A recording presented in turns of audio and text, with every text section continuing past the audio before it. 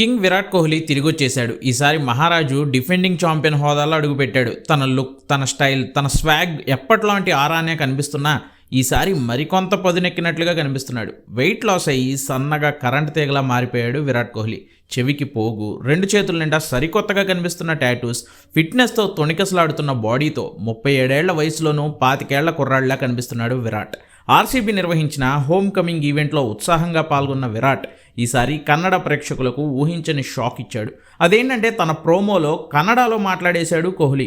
18 ఏళ్లుగా ఆర్సీబీపై ఎనలేని ప్రేమ చూపిస్తున్న ఫ్యాన్స్ కోసం కన్నడలో కొన్ని మాటలు నేర్చుకున్న కోహ్లీ అదే అధ్యాయ హొసకదే నిమ్మ విరాట్ నిమ్మ జ్యోతే అంటూ కన్నడలో అదరగొట్టాడు. అంటే అదే అధ్యాయం కానీ కొత్త కథ, మీ విరాట్ మీతోటి అంటూ ఆర్సీబీ ఫ్యాన్స్లో జోష్ నింపాడనమాట.